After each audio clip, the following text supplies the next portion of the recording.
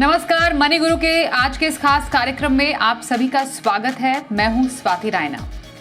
अगर आपको सही मायने में वित्तीय स्वतंत्रता हासिल करनी है तो जरूरी है आप निवेश की आदत अपनाएं, जिससे आप न सिर्फ आत्मनिर्भर निवेशक बनेंगे बल्कि स्मार्ट निवेशक बनकर अपना भविष्य भी सशक्त बना पाएंगे। और हमेशा की तरह इसमें हम आपकी करेंगे मदद। हमारे साथ गणतंत्र के 10 निवेश मंत्र में आज 2 बेहद ही खास एक्सपर्ट्स हैं। परिचय करा देते हैं। ऑप्टिमा मनी के MD Pankaj Matpal, certified financial planner Pooja Bhinde हमारे साथ है। दोनों एक्सपर्ट्स का बहुत स्वागत करते हैं। और गणतंत्र दिवस के मौके पर हम ये खास शो सभी के लिए लेकर आए हैं। जानना जरूरी है कि कैसे एक आत्मनिर्भर निवेशक आप बन सकते हैं। मैं सबसे पहले ये समझना चाहती हूँ कि हम जो एक आत्मनिर्भर निवेशक की बात करते हैं, एक स्मार्ट निवेशक की बात करते हैं, क्या उसके मायने हैं पंकज जी? स्वाति, सबसे पहले आपको, पूजा जी आपको और जी बिजनेस के सभी दर्शकों को गणतंत्र दिवस की हार्दिक शुभकामनाएं। और स्वाति जी, आपने जो कहा कि क्या मायने हैं इसके, देखिए जब हम बात करते हैं गणतंत्र दिवस की तो हमारी क्या जिम्मेदारियां हैं, हमारे क्या कर्तव्य हैं, उनको हम याद करते हैं। और उसी हिसाब से निवेश में भी ये बहुत इम्पॉर्टेंट है कि आप सोच समझकर अपनी जिम्मेदारी को समझते हुए निवेश करें। तो कई बार ये होता है जब हम निवेश करते हैं तो ये बात तो तय है कि पैसा बचाना है, उसे इन्वेस्ट करना है, उसके ऊपर रिटर्न्स मिलने चाहिए।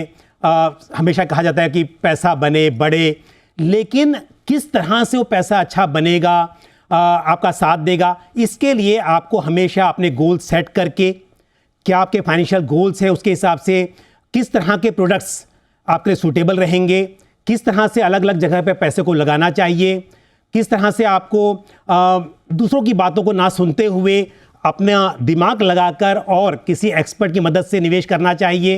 इन सब बातों का आपको ध्यान रखना चाहिए, तभी आप अपनी जिम्मेदारी निभाएंगे और आपको इसका लाभ मिलेगा।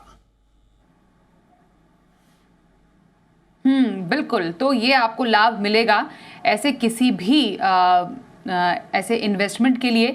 मैं पूजा आपसे जानना चाहती हूँ, एक स्मार्ट निवेशक की हम बात करते हैं, एक आत्मनिर्भर निवेशक की हम बात करते हैं, कैसा हो ये स्मार्ट निवेशक? जी बिल्कुल Swati, thank you so much. आप सबको हैप्पी रिपब्लिक डे। एंड मेरे हिसाब से जिस तरीके से एक रिपब्लिक का जो एक ये हम त्यौहार मनाते हैं भारत में, एक प्लेज लेते हैं टूवर्ड्स फाइनेंशियल सिक्योरिटी, तो स्मार्ट निवेशक आज की तारीख में ट्रेंड के साथ साथ काफ़ी स्मार्ट है, लेकिन फाइनेंशियल इंक्लूजन्स में जो स्मार्टनेस उनको प्रूफ करनी है, या मैं कहूँगी अपनानी है अपने फाइनेंशियल प्लानिंग में, जो ट्रेंड चलते आया है वही ट्रेंड में नहीं, लेकिन क्या सही तरीका है जिससे हम फाइनेंशियल सिक्योरिटी या फाइनेंशियल इंडिपेंडेंस की राह पे जाएं, तो उसको अपने पोर्टफोलियो में शामिल करना, सही तरीके से प्लानिंग करना, सही सलाहकार से सलाह लेना, and at the same time जो जो मैं कहूँगी सोशल मीडिया या इस तरीके से आप कहीं से बहुत इन्फ्लुएंस ना हो जाएं, तो उसमें भी आपको अपनी सिक्योरिटी करनी है। सो बेसिकली एक हॉलिस्टिक फाइनेंशियल प्लानिंग करें, लेकिन अपनी सोच समझ से करें, जो सही तरीका है उसी हिसाब से करें। पंकज जी, आपने कहा कि गोल सेट करें, लॉन्ग टर्म इन्वेस्टमेंट प्लान करना बेहद इंपॉर्टेंट होता है वेल्थ क्रिएशन के लिए। कैसे फंड्स हैं जो कि ऐसे लॉन्ग टर्म किसी के निवेश के सफर में उनका साथ निभा सकते हैं? देखिए स्वाति जी, एक बात तो तय है कि लॉन्ग टर्म में इक्विटी एक ऐसा एसेट क्लास है जो वेल्थ क्रिएशन में मदद कर सकता है। अब लॉन्ग टर्म में क्योंकि आपको इन्फ्लेशन को बीट करना है, तो ट्रेडिशनल प्रोडक्ट्स अधिकतर इसमें फेल हो जाते हैं। तो इक्विटी ओरिएंटेड प्रोडक्ट्स में आप यदि निवेश करेंगे तो ये आपके लिए बिल्कुल मददगार साबित हो सकते हैं। और ऐसे में इक्विटी ओरिएंटेड फंड्स, जो डाइवर्सिफाइड फंड्स हैं, वो आपको लॉन्ग टर्म के लिए कंसिडर करने चाहिए। उदाहरण के तौर पर अगर मैं बात करूं तो जैसे ICICI prudential value discovery fund एक अच्छा वैल्यू स्टाइल वाला फंड है, ये आपके पोर्टफोलियो में हो सकता है। मेरे asset large and mid cap fund, Bajaj Finserv flexi cap fund, HDFC mid cap opportunities fund, तो कुछ फंड्स के नाम बताएं, मतलब ये डाइवर्सिफाइड फंड्स हैं। तो यदि या तो आप large cap, mid cap, small cap, इस तरह के फंड्स में अलग अलग निवेश कर सकते हैं, या flexi cap, multi cap, large and mid cap, इस तरह के फंड्स की जो कैटेगरी है और जो मैंने नाम सजेस्ट किए, इस तरह के फंड से आप अपने लॉन्ग टर्म गोल को अचीव करने की कोशिश कर सकते हैं। और पूजा, आपके पसंदीदा फंड्स एक स्मार्ट निवेशक के लिए कौन से रहेंगे? जी बिल्कुल स्वाति, मेरे हिसाब से जैसे पंकज जी ने भी कहा, फंड सिलेक्शन जो है वो सेकेंडरी है। सबसे पहले आपको डाइवर्सिफिकेशन अक्रॉस मार्केट कैप, जो हम कहते हैं large cap, mid cap, small cap, flexi cap, और एक वैल्यू स्ट्रैटेजी, ये आपके पोर्टफोलियो में होना बहुत ज़रूरी है। और एक और चीज़ का आप ध्यान रखें कि आप एक ही कैप के बहुत ज़्यादा फंड्स ना लें अपने पोर्टफोलियो में। काफ़ी टाइम हम देखते हैं कि मिड कैप 2-3 हैं, स्मॉल कैप 2-3 हैं, फिर सेक्टोरल अगर किसी ने बहुत सारे डाल दिए तो वही डालते जाते हैं। सो सबसे पहले तो आपके पोर्टफोलियो को आप कंसोलिडेट करें अगर आप एग्जिस्टिंग निवेशक हैं, और अगर आप न्यू निवेशक हैं, न्यू इन्वेस्टर हैं, तो आप इन बातों का ध्यान करके 5 या 6 फंड्स आपके पोर्टफोलियो में रखें। सो मैं भी इन कैटेगरीज के एक फंड के नाम बता देती हूँ। Invesco large and mid cap fund, large and mid cap category में, मिड कैप में Kotak emerging equity fund, small cap में Nippon India small cap fund, एक फ्लेक्सी कैप में Parag Parikh flexi cap fund, एक वैल्यू या कॉन्ट्रा स्ट्रैटेजी आप ले सकते हैं। मैंने कॉन्ट्रा स्ट्रैटेजी में एक फंड सजेस्ट किया है, SBI कॉन्ट्रा फंड। सो इस तरीके से आप 5 या 6 SIP लॉन्ग टर्म के हिसाब से एटलीस्ट 5 ईयर का होराइजन रख के एक डाइवर्सिफाइड पोर्टफोलियो क्रिएट कर सकते हैं। तो एक डाइवर्सिफाइड पोर्टफोलियो बनाना हो, लॉन्ग टर्म के लिए इन्वेस्टमेंट करना हो तो टूल्स तो बहुत सारे हैं, लेकिन एक बेस्ट टूल कौन सा रहेगा पंकज जी?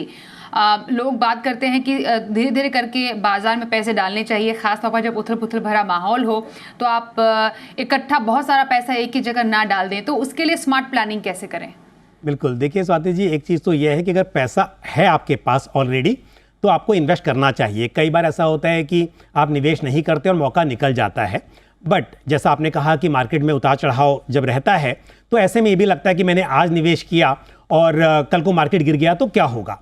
तो पहली बात तो ये है कि अगर पैसा अवेलेबल है तो उसे इंस्टॉलमेंट में आप इन्वेस्ट कर दें। आपका अगर लॉन्ग टर्म गोल है, अगर थोड़ी बहुत गिरावट भी आती है, आपका कुछ नुकसान दिखाई दे रहा है, लॉन्ग टर्म में पूरा हो जाएगा। और इसके लिए STP यानी कि सिस्टमेटिक ट्रांसफर प्लान के जरिए आप निवेश कर सकते हैं, यदि आपको पूरा पैसा एक दिन में नहीं करना है। लेकिन उसके अलावा जब हम बात करते हैं कि रेगुलर इनकम जो होती है, सैलरी आई या बिजनेस से जो भी आपको प्रॉफिट हो रहा है, उसे आपको रेगुलर जो इनकम हो रही है उसे आपको इन्वेस्ट करना है। और इसके लिए SIP से बेहतर कुछ भी नहीं हो सकता। इनकम आती है, कुछ बचाते हैं, कुछ आप खर्च करते हैं, जो बचाते हैं उसे आपको SIP के जरिए म्यूचुअल फंड्स में निवेश करना है। और स्वाति जी, क्योंकि यहाँ पे अगर हम लॉन्ग टर्म की बात कर रहे हैं SIP की, तो अगेन मैं कहूँगा कि आपके पोर्टफोलियो में इक्विटी फंड्स होने चाहिए। ऐसा नहीं कि SIP आप हाइब्रिड में नहीं कर सकते या डेट फंड्स में नहीं कर सकते, बट लॉन्ग टर्म में वेल्थ क्रिएट करनी है, गोल्स अचीव करने हैं, तो यहाँ पर आपको जो डाइवर्सिफाइड फंड्स हैं, जो इक्विटी फंड्स हैं, वही ज़्यादा हेल्पफुल होंगे।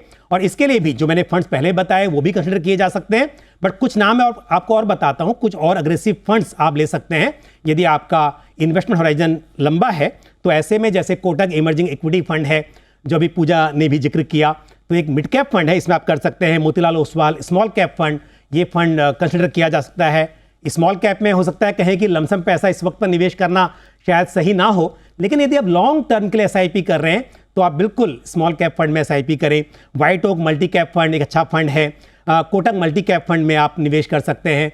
तो इस तरह से डाइवर्सिफाइड फंड्स में लॉन्ग टर्म गोल तय करके और गोल के लिए कितना पैसा निवेश करना है वो करें। और साथ ही स्वाति जी, एक बात जरूर मैं रिपीट करूंगा यहाँ पर, स्टेप अप मेथड, क्योंकि इनकम बढ़ती है समय के साथ तो निवेश भी बढ़ना चाहिए। आप SIP करें, चाहे 5,000 10,000 जिससे भी शुरुआत करें, समय के साथ हर साल डिसाइड कर लें 10% 7% जो भी आपके लिए पॉसिबल हो, कम से कम उतना तय कर लें कि हर साल स्टेप अप मेथड अपनाएंगे और आपका इन्वेस्टमेंट जो है वो उस परसेंटेज से हर साल बढ़ता रहेगा।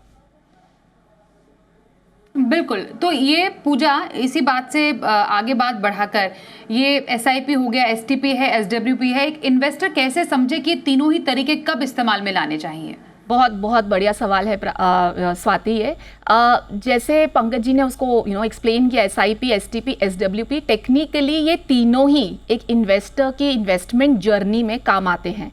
कैसे? जैसे आपने SIP शुरू कर दी, ठीक है, अगर आप बेसिक से, मैं एग्जांपल भी दे दूं, जैसे इन्होंने भी स्टेप अप SIP की बात की, तो मैं एग्जांपल दे दूं कि समझो 10,000 की SIP आप कर रहे हैं 30 साल के लिए, समझो रिटायरमेंट के गोल के हिसाब से, तो 30वें साल पे अप्रॉक्सीमेटली 3.5 करोड़ का एक कॉर्पस बन जाता है।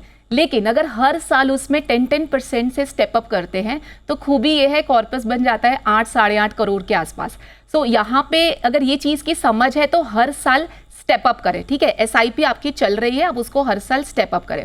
दूसरा STP, अब आपको काफ़ी ऐसे मौके मिलेंगे मार्केट्स में, जैसे हाल ही का भी जो समय है वेरी अक्यूमुलेशन फेज है आपके पास, अगर कहीं पे कोई बोनस है या कहीं पे आपका एक कॉर्पस में भी सेविंग अकाउंट में है या कहीं FD मैच्योर हो रही है और ये समय है निवेश करने का, तो एक मुश्त आप उसको एक लिक्विड फंड में, डेट फंड में डालें और उसमें से एक 5-6 महीने के आसपास की आप STP लगा लें, डेट टू इक्विटी। तो STP वाले मौके आपको मिलेंगे जब आपको एक लमसम पैसा निवेश करना है, तो इस तरीके के मौके मिलेंगे।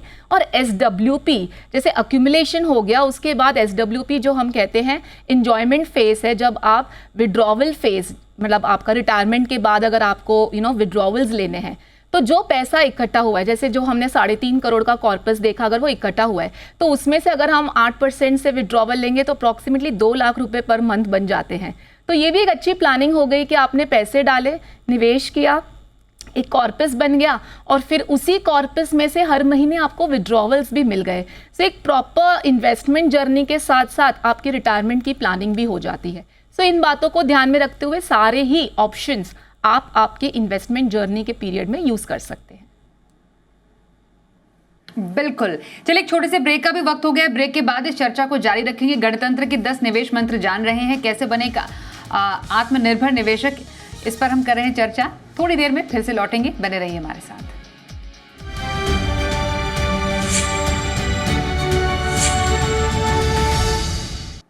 तो हम बात करें गणतंत्र के 10 निवेश मंत्र की। पूजा भिंडे और पंकज मटपाल हमारे साथ हैं। कैसे बने आत्मनिर्भर निवेशक, उसके बारे में हम कर रहे हैं खास बातचीत।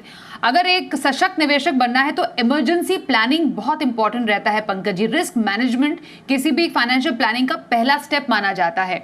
तो सर बताइए कितना सीरियस है ये, कितना इंपॉर्टेंट है और इसके लिए करना क्या चाहिए? देखो स्वाति जी, बहुत ही इंपॉर्टेंट है, क्योंकि आप लॉन्ग टर्म गोल की प्लानिंग करेंगे, लेकिन अगर आपने अपनी इमरजेंसी की बात नहीं की, कंटिजेंसी में क्या हो सकता है, कैसे प्लान किया जाए, या आपने रिस्क को मैनेज नहीं किया, तो जो लॉन्ग टर्म के लिए आप पैसा रख रहे हैं शायद वो बचेगा नहीं, उसे आप शॉर्ट टर्म में यूज़ कर लेंगे। तो इसके लिए अलग से कंटिजेंसी फंड आपको बनाना चाहिए। सेविंग्स अकाउंट में थोड़ा सा पैसा हो, थोड़ा फिक्स डिपॉजिट में हो, थोड़ा जो कम जोखिम वाले म्यूचुअल फंड्स होते हैं जैसे liquid fund, ultra short duration fund, short duration funds, इस तरह की कैटेगरी होती हैं डेट की, उसमें आप निवेश करें। और साथ ही health insurance, term insurance plan, इससे बिल्कुल भी इग्नोर ना करें, ये बहुत ही ज़रूरी है। और यदि मैं बात करूं कुछ फंड्स की कंटिजेंसी के लिए, तो जैसे Aditya Birla sun life liquid fund, Axis short duration fund, HDFC corporate bond fund, इस तरह के फंड्स को आप कंसिडर कर सकते हैं। बिल्कुल। तो इमरजेंसी फंड बनाना जितना ज़रूरी है, जैसा पंकज जी ने बताया, और भी ज़्यादा ज़रूरी है इससे इंश्योरेंस मैनेजमेंट करना भी, मतलब रिस्क मैनेजमेंट में इंश्योरेंस भी काफ़ी ज़्यादा इंपॉर्टेंट है। तो जब इंश्योरेंस प्लानिंग कोई अभी कर रहे हैं एक इन्वेस्टर, पूजा किन बातों का ख्याल रखें? जी बिल्कुल Swati, I think insurance investment के पहले ही आता है, क्योंकि अगर आप जमा कर रहे हैं और उस पीरियड में कोई ऐसी इमरजेंसी आ जाती है और आपको हॉस्पिटलाइजेशन जाना पड़े, तो जितना आपका जमा हुआ है वो सारा का सारा कॉर्पस चला जाता है खर्चों में। और आजकल के तो हम हॉस्पिटल के खर्चे भी देख रहे हैं। सो ऐसे टाइम पे हमें ये देखना है कि एक हेल्थ इंश्योरेंस अच्छा मिनिमम मेरे हिसाब से 10 से 15 लाख का बेस से आपको शुरुआत करनी है। अगर आप एग्जिस्टिंग हैं तो आप सुपर टॉपअप प्लान्स ले सकते हैं। अगर आप एम्प्लॉयड हैं कहीं पे तो आपके एम्प्लॉयमेंट के अलावा आप एक अलग से भी प्लान लें। और लाइफ इंश्योरेंस में प्लेन वैनिला टर्म प्लान लें, ज़्यादा कॉम्प्लिकेट ना करें इन प्रोडक्ट्स को। आपकी हेल्थ और लाइफ की जो इंश्योरेंस है उसको ज़्यादा कॉम्प्लिकेट करके कॉम्बिनेशन प्रोडक्ट्स में ना आए, और एक एडिक्वेट इंश्योरेंस होना चाहिए मेरे हिसाब से। जी बिल्कुल। Sir Pankaj ji, tax planning ये एक इम्पॉर्टेंट एस्पेक्ट हो जाता है किसी भी फाइनेंशियल प्लानिंग में। कई लोग तो टैक्स बचाने के चक्कर में ऐसी जगह इन्वेस्ट कर लेते हैं जिनकी शायद उन्हें ज़रूरत ही नहीं थी। तो एक स्मार्ट इन्वेस्टर एक स्मार्ट इन्वेस्टमेंट करने के टाइम पर टैक्स प्लानिंग की किन बारीकियों को समझे?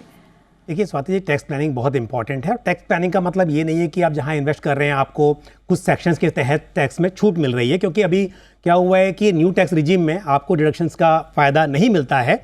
जैसे अगर आप ओल्ड टैक्स रिजीम में हैं तो ELSS में इन्वेस्ट जब आप करते हैं तो under section 80C of income tax act आप 1.5 लाख रुपए तक डिडक्शन क्लेम कर सकते हैं, या ऐसे बहुत सारे दूसरे प्रोडक्ट्स भी हैं।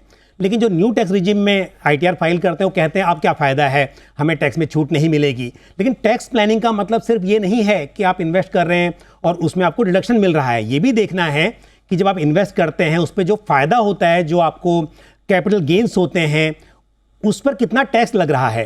तो जब आप जैसे ट्रेडिशनल प्रोडक्ट्स में करते हैं, जनरली फिक्स डिपॉजिट की बात की जाए या टाइम डिपॉजिट की बात की जाए, तो वहाँ पर आपको फ़ायदा मिलता है, जो आपको लाभ मिलता है वो आपकी इनकम में जुड़ जाता है और आपके टैक्स स्लैब के हिसाब से रिटर्न आप उस पर टैक्स पे करते हैं। लेकिन जैसे हम बात करें इक्विटी की या इक्विटी ओरिएंटेड म्यूचुअल फंड्स की या मोस्ट ऑफ म्यूचुअल फंड्स की, तो यहाँ पर लॉन्ग टर्म कैपिटल गेंस जो होते हैं उस पर आपको 12.50% के हिसाब से रेट टैक्स पे करना होता है। तो ये अंतर है कि किस तरह से ज़्यादा पैसा आप घर लेके जाएंगे, टैक्स कम पे करेंगे। तो ऐसे प्रोडक्ट्स देखना जहां पर आपको लाभ तो मिले और उस लाभ के ऊपर जो भी आपको प्रॉफिट हो रहा है, कैपिटल गेन्स हो रहे हैं, उस पर आपको टैक्स कम चुकाना पड़े। इस तरह की प्लानिंग करनी भी बहुत जरूरी है। बिल्कुल। और पूजा, एक जो हम फाइनेंशियल फ्रीडम कहते हैं ना, तो फाइनेंशियल फ्रीडम का जो एहसास है किसी इन्वेस्टर को कब होता है? देखिए, मेरे हिसाब से फाइनेंशियल फ्रीडम का एहसास सबसे पहले तो अगर आपने प्लानिंग ठीक करी हुई है, आपके गोल्स जो आपने डिसाइड किए थे कि मुझे बच्चों के एजुकेशन के लिए, खुद के रिटायरमेंट के लिए, घर खरीदने के लिए, वो सारे गोल्स की प्लानिंग की है इन्फ्लेशन को कंसिडर करते हुए। ये बहुत ज़रूरी है स्वाति, क्योंकि नॉर्मली हम काफ़ी टाइम देखते हैं, लोग कहते हैं 1 करोड़ बनाना है, रिटायरमेंट पे 1 करोड़ चाहिए, लेकिन 1 करोड़ की वैल्यू रिटायरमेंट पे 25-30 लाख ही होती है।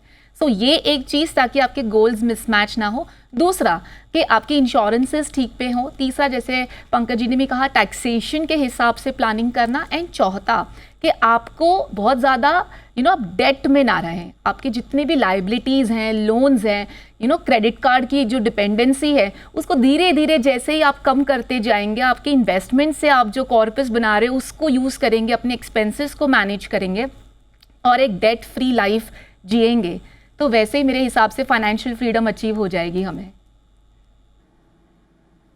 बिल्कुल। और फाइनेंशियल फ्रीडम के कुछ और मायने हैं पंकज जी आपकी नज़र में, जो कि एक स्मार्ट इन्वेस्टर को, एक जो नए ज़माने का इन्वेस्टर है, उसको ध्यान में रखना चाहिए।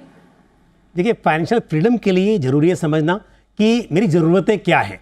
अगर आप ज़रूरतें जो हैं, आपके नीड्स जो हैं और वांट्स जो हैं, जो चाहत हैं, उसमें फ़र्क नहीं समझेंगे तो शायद आपको हमेशा ये लगेगा कि जितना भी आपके पास पैसा है वो कम है। तो इसके लिए आप हमेशा अपना बजट तय करें। आप ये समझें कि कितना मिनिमम आपको अपने गोल्स के लिए चाहिए। और जब आप निवेश करते हैं तो ऐसा नहीं है कि आप पहले खर्च करें और जो बचा है उसे निवेश करें, बल्कि अपने गोल्स के हिसाब से निवेश जरूर करें। और स्वाति जी, इसके अलावा एक चीज़ बहुत इंपॉर्टेंट है कि पैसा है, मुश्किल से कमाया है, तो उसको कैसे आपको सही जगह इन्वेस्ट करना है। अगर आपके साथ, पहले आपकी जिम्मेदारी है कि आप सोच समझकर निवेश करें। उसके बाद यदि आपके साथ किसी तरह की कोई गलती हो जाती है, कोई फ्रॉड या स्कैम भी होता है या गलत जानकारी के हिसाब से निवेश किया जाता है, तो रेगुलेटर के पास, आपके पास अधिकार है, आप शिकायत दर्ज करें। चाहे RBI ओम्बड्समैन हो, सेबी के पास शिकायत दर्ज करने की बात हो, तो जब भी आपको लगता है कि कुछ गलत हो रहा है तो अपनी जो आपके राइट्स हैं उसका भी आप जरूर इस्तेमाल करें। बिल्कुल। तो आप बन सकते हैं सशक्त निवेशक, आत्मनिर्भर निवेशक। बस कुछ छोटी लेकिन बहुत ही ज़रूरी बातों का आपको रखना है ख्याल। और मैं धन्यवाद करना चाहूँगी हमारे दोनों एक्सपर्ट्स पंकज जी और पूजा, आप दोनों का हमारे साथ इस बेहद ही खास कार्यक्रम में आज शामिल होने के लिए। रुकते हैं एक छोटे से ब्रेक के लिए, पर खबरें आगे भी जारी रहेंगी। देखते रहिए जी बिजनेस।